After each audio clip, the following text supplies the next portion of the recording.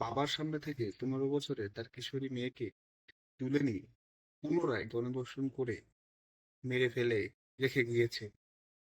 এই ঘটনাটি আপনারা কয়জন বা জানতেন বা জানেন?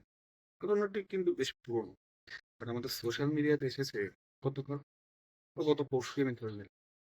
এটা কি আরো আগেই আসা উচিত ছিল না? আমাদের মেন স্ট্রিম মিডিয়া কোথায় ছিল? ঘুম ছিল? এই প্রশ্নগুলো কিন্তু তুলতে লক্ষ্মীপুরে আপনার নরসিংদীর মাধবদীতে যে ঘটনাটি ঘটেছে, তা গার পশম দাঁড়িয়ে যাবার মতো ঘটনা। তো নিজেকে এই এই রাষ্ট্র, এই দেশের আইন শৃঙ্খলা, প্রশাসন, তাদের মুখে আপনার থু মারতে ইচ্ছা করবে এই ঘটনার সময়। অবশ্য আপনারা বলবেন যে ভাই এসব এরকম ঘটনা তো আমি শুনেই আসছি, নতুন আর কি। তাদের জন্য অবশ্য ঠিক যে নতুন কিছুই নেই, জাস্ট নিজের উপর ঘৃণা হয়। যেমন একটা দেশে আমরা বসবাস করি, যে দেশে এসব নিউজ আসে না মেন স্ট্রিম মিডিয়াতে।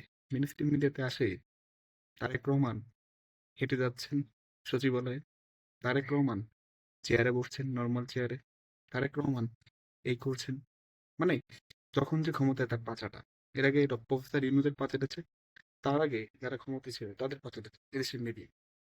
কি করবেন? কতটা অসহায় আমরা। নরসিংদীর মাধবদীতে 15 বছরের কিশোরী মেয়েকে 15 দিন আগে 6 জন মিলে নুরার নেতৃত্বে, নুরা এই বদমাশ নেতৃত্বে 6 জন গণধর্ষণ করে। গ্রামগঞ্জে যেটা হয় যে গ্রামের মেম্বার থাকে, সবচেয়ে বড় ফাজিল হচ্ছে বেশিরভাগ গ্রামের মেম্বার আর চেয়ারম্যান, সবচেয়ে বড় ফাজিলের ফাজিল। এরা বিচারে আসে, ওইখানে আবার সে আবার বিএনপির সহসভাপতি তাপট আছে।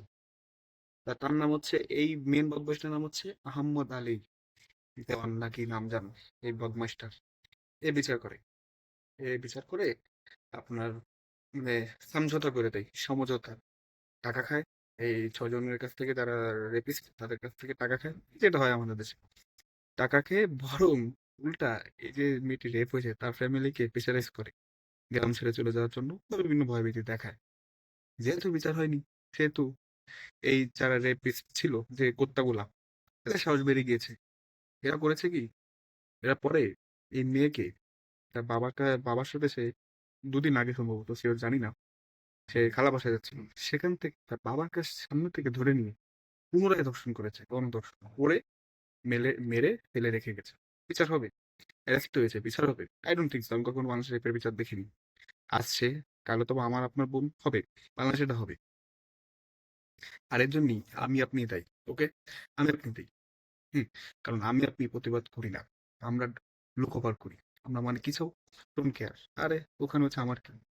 বা অনেকে আছে যে ভয়ে করি না, ঠিক আছে, আমার ফ্যামিলির সাথে তো হচ্ছে না ভাই, আজ তার সাথে হচ্ছে কাল আপনার আমার সাথে হবে, ঠিক আছে।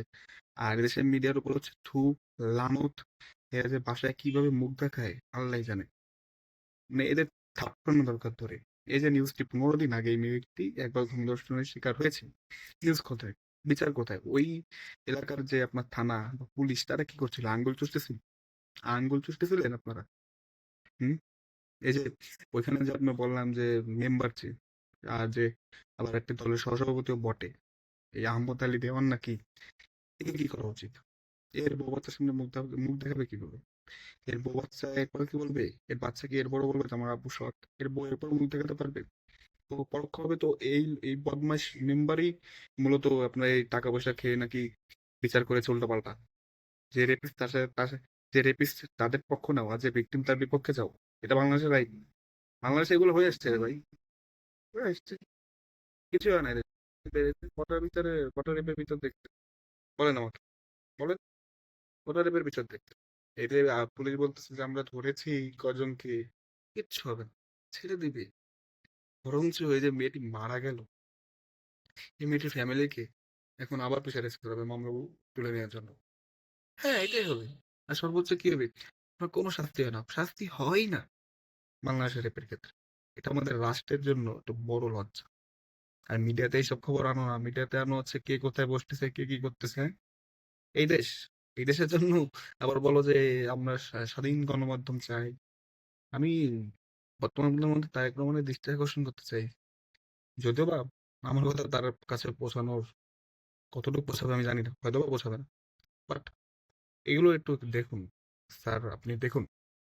এদেশে যেভাবে দিন দিন ধর্ষণ আর গণধর্ষণ বাড়ছে, উদ্বেগের বিষয়।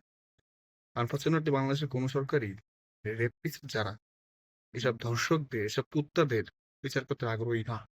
এটা আমার কাছে খুব আনফরচুনেট লাগে।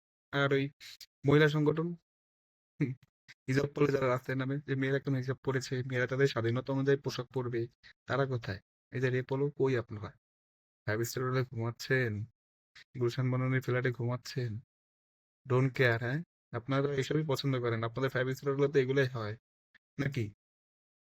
আমার না জাস্ট ঘৃণা লাগে, জানেন, মাঝে মাঝে ঘৃণা লাগে। আমি এইসব নিউজ না এখন মানে খুব তাড়াতাড়ি সামনে এসে ছড়িয়ে দিই, কারণ নিজের কার মধ্যে ঘিন ঘিন করে ওঠে, কেন জানি না। এই কোন অজব দেশ, যে দেশে বিচার হয় না, বাবার সামনে থেকে মেয়েকে তুলে নিয়ে যাচ্ছে রেপ করার জন্য। বুঝতেছেন, একবার করেছে তাও এদের হয়নি, পুনরায় রেপ করে এবার মেরেই ফেলেছে। বিচার হবে? যারা ভাবতেছেন বিচার হবে, তাদের জন্য সমবেদনা। ওকে, কিচ্ছু হবে না, ট্রাস্ট। এদেশের আইন, এদের এদেশের আইন জাস্ট যারা মজলুম আর যারা দুর্বল তাদের জন্য। এসব এইসব রেপিস্ট, এসব এই ইউনিয়ন মেম্বার, এদের জন্য এদেশের আইন না। এর জন্য যারা বলেন যে আইন সকলের জন্য সমান, মিথ্যা। আপনি মিথ্যা দুনিয়ায় রয়েছেন। আর এরপরে এই মেয়েটি মারা গেল গণধর্ষণের শিকার, আর কি? তাহলে আপনার আমার ফ্যামিলি থেকে কি হবে? তো লাস্টে এইটুকুই বলবো যে ভাই, মাঝে মাঝে নিজের দিকে তাকিয়ে ভাবি যে ভাগ্যিস মেহেরে জন্মায়নি।